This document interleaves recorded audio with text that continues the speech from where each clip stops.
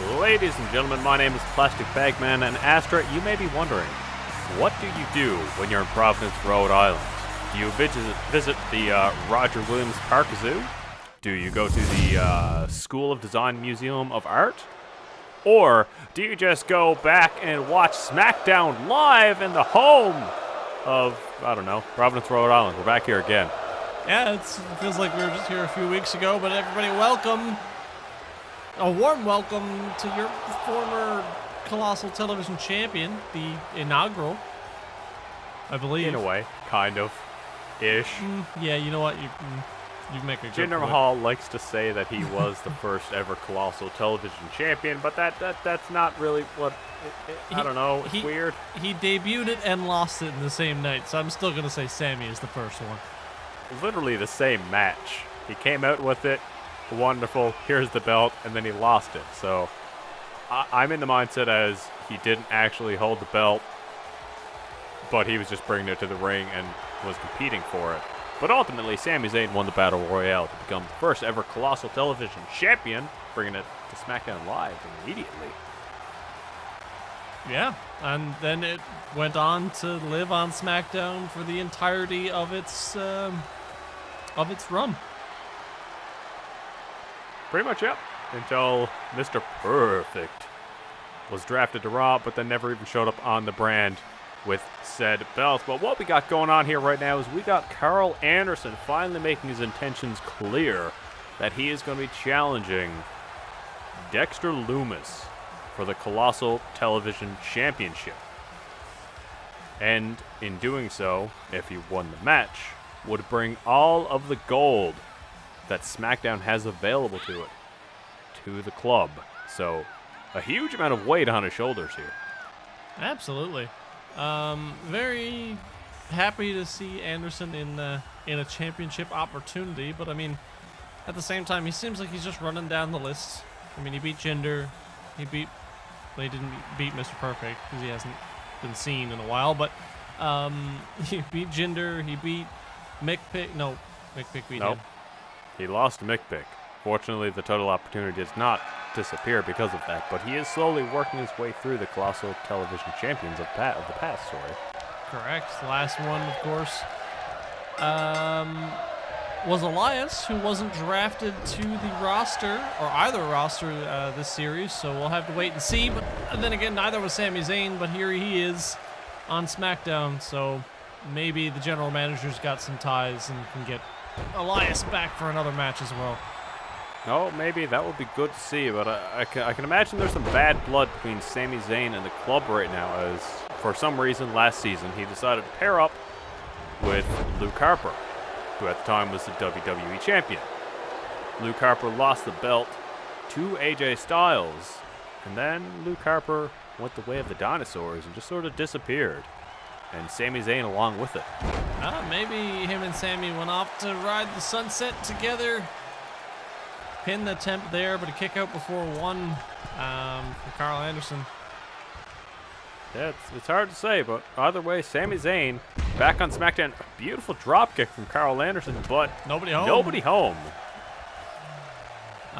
So, I don't know. I don't know if Sami Zayn has any thoughts that something could come from this match, but he has to win. He has to do a good showing. He has to do something ultimately. You're absolutely right. Big clothesline to the back of the head. Sami Zayn now taking the offensive, taking down Carl Anderson. The machine gun, as he likes to call himself. And, yeah, he's taking a bit of a solo adventure since him and Gallows had lost the last tag team championship opportunity they had together to what I'm dubbing the Better Brothers. The Better Brothers. Of Eric Rowan and Buddy Murphy. No, not as any offense to them, but clearly they're the champions, so they're better than the Good Brothers. It's, just on paper at the moment. Yeah, I see what you mean there.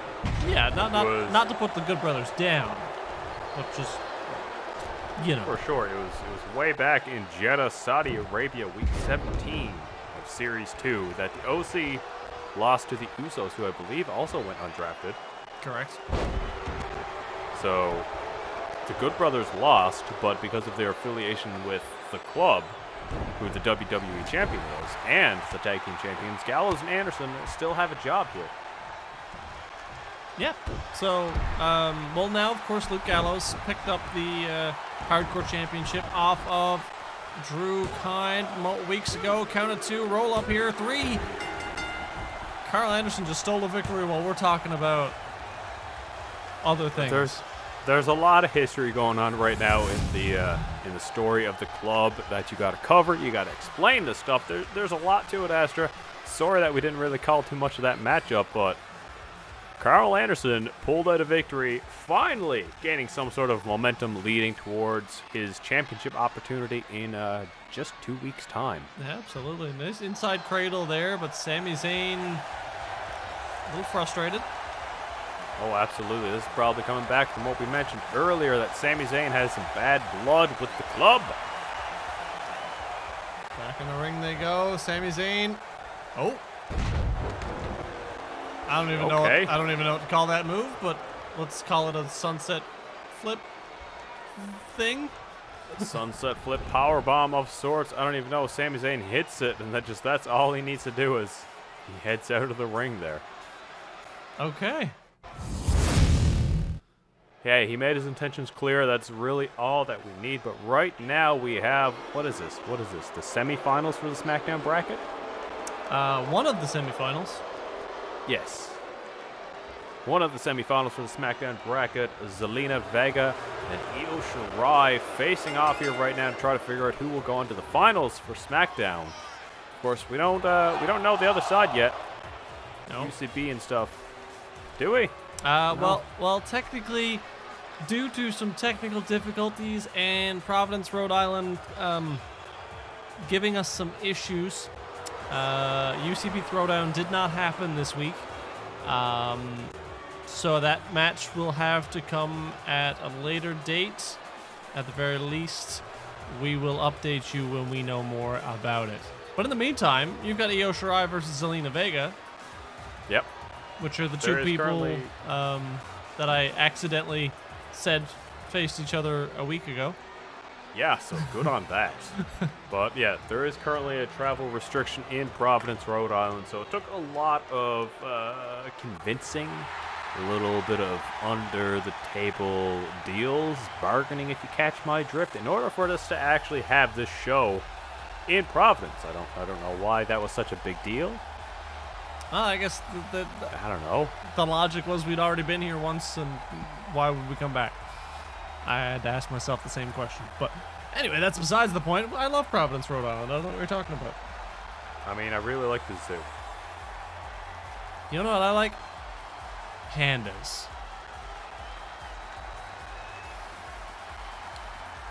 Sure. Whatever you say, Astro. Whatever you say. I'm excited for this matchup here. Zelina Vega, in all honesty, is a bit of an underdog in this tournament here so far. She had a good showing against Alicia Fox. She was quick. She was fast.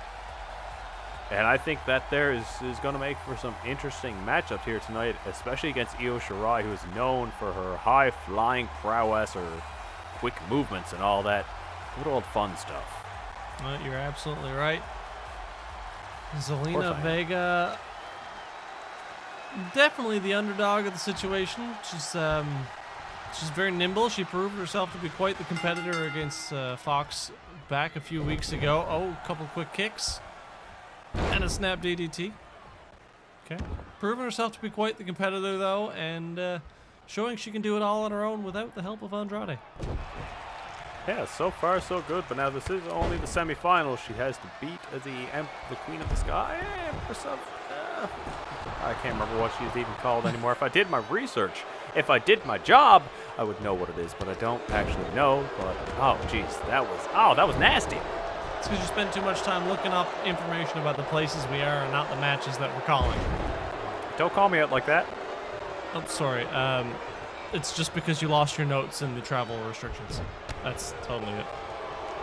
Yes, 100%. There you go. See? Look at that. Covering for each other. Ain't it good? Oh, look at that spike in Io Shirai down into the mat. This has been all Vega so far, and another kick to the gut, followed by another snap DDT. I'll be honest. I'm looking at the bracket here right now. I don't know. None of these people seem to be like they would have been my pick to win this tournament. I like it though. It's good. Oh, A lot of different new faces. That was a beautiful power bomb into a cutter of sorts. Yeah. Oh, and a body splash. Zelina Vega using her size to her advantage, I guess. Can't believe that Io Shirai is still moving after that. Yeah, really though. But yeah, I would like to say the same thing about the Monday Night Raw brackets as well. Of course, we've got, I believe, Natalya and Liv Morgan left to have a match. It was supposed to happen last night on Throwdown, but again, due to unforeseen circumstances, those matches did not happen. But it's going to be for Raw, Dana Brooke versus either Natalya or Liv Morgan. 3 ladies I did not expect to make it that far in this tournament. Man, weird. But, I mean, that being said, a beautiful standing moonsault from Io Shirai, leaping to the top rope. But as, you know, we just had Peyton Royce as our champion for over 500 days in a beautiful, dominant championship reign here. Can't really count out any woman that we have in this company here right now, as Zelina Vega is just taking off the turnbuckle for some reason or another. I'm interested in what she's planning there, but Io Shirai caught it and whips Vega into the corner. Taste of her own medicine. With the height of Zelina Vega, that must have hit at like the base of her neck. I would say, yeah, you're probably right. Gross, but it works out ultimately as, oh, DDT position. Nope, counter. Oh, no, we saw that before. That sky-high DDT, I don't even know what to call it. It works using her small size, her momentum, her agility against her opponent to try and lure them into a false sense of security. To hit that vicious DDT, rebounding off the ropes, full momentum, beautiful kick, taking Io Shirai down. And now to the But top now Shirai rope. did kick out. No, she did kick out, but Vega's on the top rope. What in the world are we going to see here? Moonsault. Knees up, though. That was a beautiful form-perfect moonsault from Vega, but Shirai, being Shirai, caught it. Uh-oh. The master of the moonsault, as I would like to say. Figured it out on the way. Bit low kick and kick the leg out from underneath, but a kip up from Shirai and a headbutt. Dragon screw takedown. Favorite move in the world. Of course it I thought is. she was going for a pin. Oh, nope. Just double knees to the chest. It still sucks, still hurts. And now kick the out. pin. Yes, Zelina Vega kicking out like it was nothing, though. These two girls want an opportunity. Both of them want an opportunity at the prestigious belt right there. Went for a crossface of swords, but the rope break, ref bot on top of it. Actually, I don't know if that was. She was pretty far away from those ropes as far as I'm concerned, but Shirai immediately leaping to the top rope. Giving a little bit of a flex, moonsault. Not quite. I think Vega got her knees up or just slid out of the way. Rocket drop kick from Io Shirai and in for the pin. That was a whole lot of stuff that happened in a very short period of time, and a kick out before the count of 1. Oh, it really was there, as now Zelina Vega's in prime opportunity to try and finish this matchup here. Oh, she goes up again one more time for this. Oh, love it. Big DDT. There you go, picking her up. I think Vega might be calling for the end of it here right now. Nope. Unfortunate for her, as, oh my God, leaping to the top rope, bouncing off of the bottom rope to the top. Oh. Going up. Oh, okay, that hurts. Went for a senton and just ate the mat. That she did. Zelina Vega rolling inside the ring here, taking the opportunity right now to possibly get a count of victory. Count of 2, and that goes straight for the turnbuckle again. It didn't work for you last time. Why would you do it again? Double indie wrestling. Double drop kick, both coming up short. And Vega, oh God. Hammerlock DDT. 1, 2, 3, it's over. Zelina Vega moves on to the finals for SmackDown here. Still has to face who? Either Beth Phoenix or Naomi. Wow. So that'll be a very interesting match for SmackDown. Do we have a date for the finals? I'm guessing the next match would be next week, and then it will be week 9 for the finals, hey? Yes, sir. Week 9 is going to be a short yet jam-packed episode of SmackDown Live, as we're going to have the Colossal Television Championship match as the main event. But to open the show, we're going to have the finals for the SmackDown Women's Tournament. Perfect. And I would assume, well, obviously no Colossal Television Championship match, but the finals for the women on the Raw side of things will also be finalized by week 9. So let's hope that we get the, why is Greg here? I got to cut in here for a second. Because you didn't see this coming, Astra. As the general manager of SmackDown, despite the deal that the club has made where they beat the Undisputed Era, they get an opportunity at capturing all of the gold. The general manager has been displeased with how AJ Styles has been performing and the fact that he has not defended his championship once since he won it at WrestleMania. Keep in mind, he's had the belt for nearly 80 days. That he has. He's almost... Wait. Has he beaten John Cena's record here yet? Let me do some research. You do some research here right now, but the general manager has chimed in and said that, hey, I'll let you go on Night of Champions as the champion. Continue.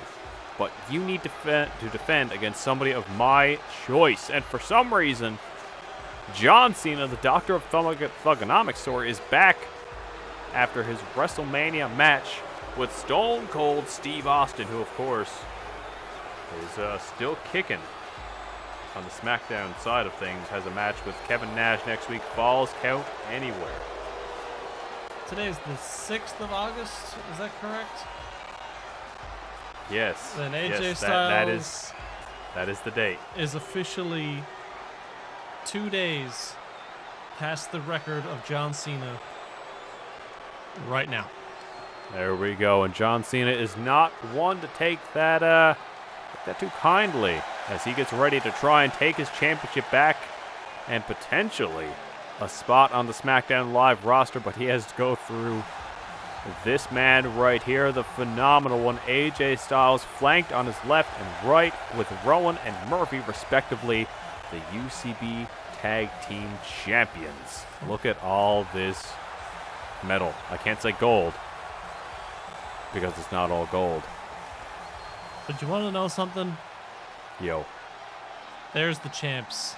These guys are the top of the top on SmackDown Live right now. And guess what? AJ Styles isn't afraid of losing that championship because he knows he won't. He knows he can beat John Cena because he beat the man who beat John Cena. Absolutely. You want to know something else? AJ Styles beat the man who was about to beat John Cena's championship record, only to then go on to beat both of their records at the same time. Yeah. So that man you're alluding to is none other than Luke Harper. And this brings it back full circle to the beginning of SmackDown, where we had Sami Zayn facing off against a member of the club. So the bad blood between Luke Harper and Sami Zayn and the club continues. But unfortunately, neither Harper nor Zayn are on SmackDown to do anything about it. You make a good point. But yeah, Luke Harper 83 days, John Cena 87 days, and AJ Styles right now 89 days as your world champion. But right now, well, he's got this man from West Newbury, Massachusetts,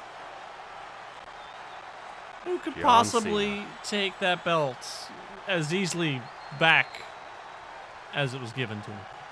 Oh, he certainly can, and that would throw a huge wrench into the club's plan to walk into Night of Champions with every single belt. So AJ Styles better fight like his life depends on it here right now, because they fought to win that match against the Undisputed Era.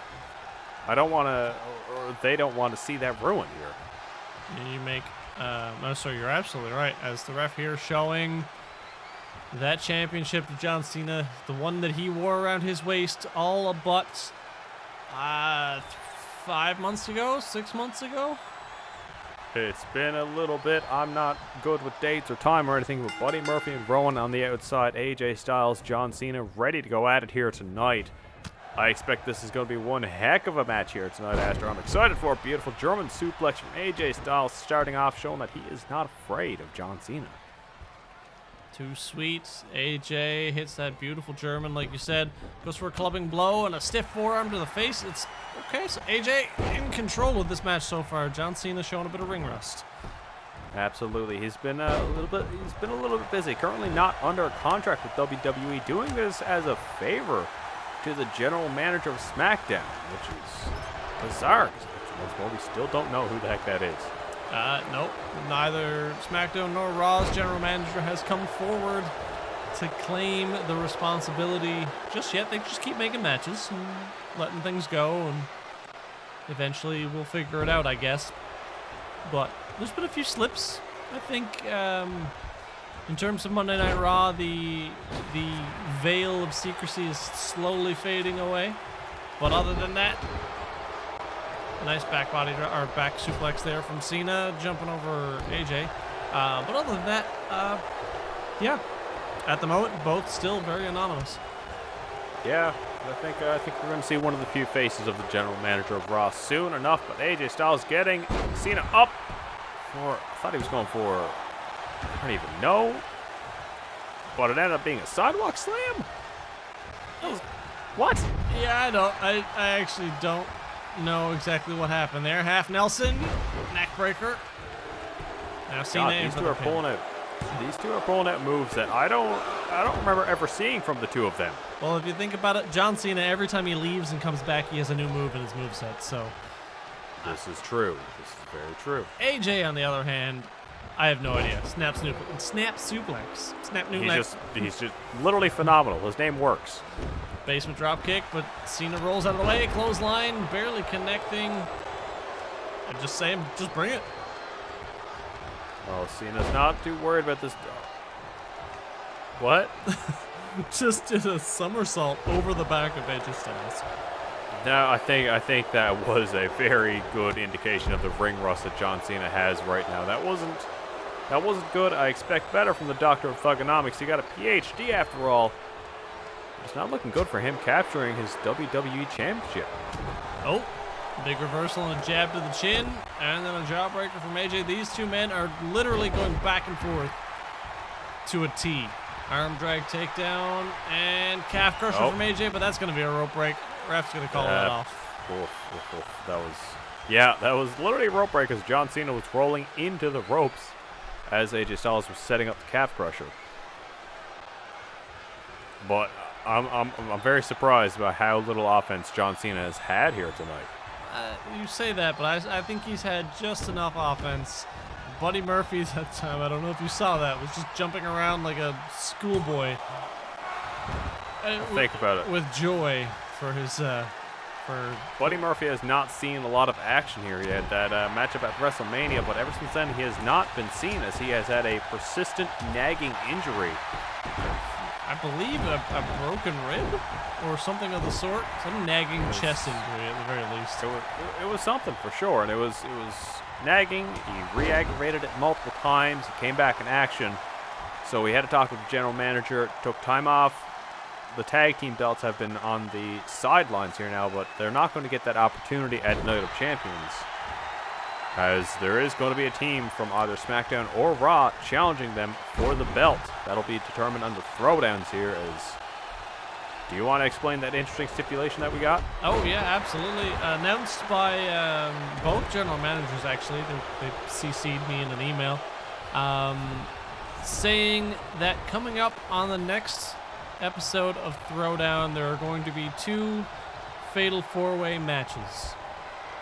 A member from 4 teams. Oh, sorry, 4 teams total. 2 teams from SmackDown, 2 teams from Raw. They're going to have half their team fight in one Fatal 4-Way, and the other half of the team in the second Fatal 4-Way. I don't really have a good way of saying this without an example, so don't worry about it. But let's say Breezango Heath Slater. I said Breezango, Fandango. Heath Slater.